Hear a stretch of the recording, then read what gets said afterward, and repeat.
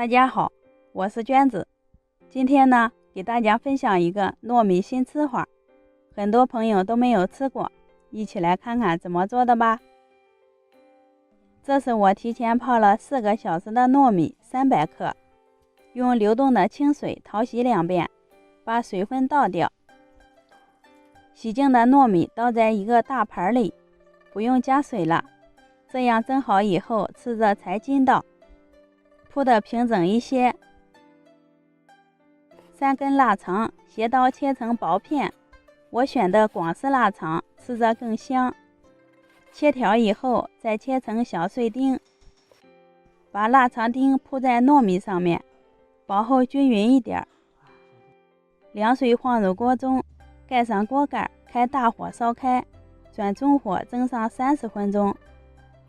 在300克的面粉里加3克酵母粉、5克白糖，促进酵母发酵，然后倒入180毫升的温水，先将酵母化开，再边倒边搅拌，这样好把握面团的软硬度，搅拌成大面絮的状态，再下手揉成面团。一次揉不光的话，可以醒上5分钟再揉，很轻松就能把面团揉到光滑细腻了。放在温暖处醒化至2倍大，半小时以后糯米也蒸好了，倒在一个大盆里，用筷子搅拌均匀，然后给它晃至凉透。放凉以后加入1把葱花、2勺生抽、1大勺蚝油，再次搅拌均匀。因为腊肠和调料都是咸的，这里就不用加盐了。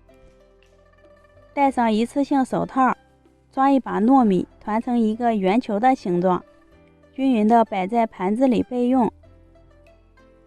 花好的面团取出来，充分的揉搓排气，这一步也有助于生胚2次醒花。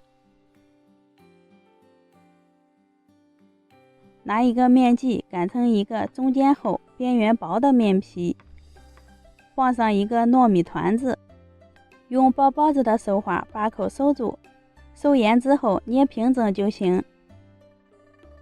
收口朝下，再团得圆一些，摆放在蒸笼里，2次醒花15分钟。醒好的生胚拿在手上轻飘飘的，开大火烧开，转中火蒸上15分钟。关火之后再焖上3分钟即可开盖。哇，好香啊！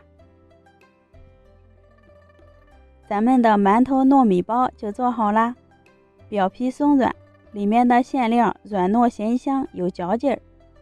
加入了腊肠，口味也很独特，吃着香得很，也不用复杂的手法，比包粽子简单多了。喜欢的朋友可以试一下，我们下期见。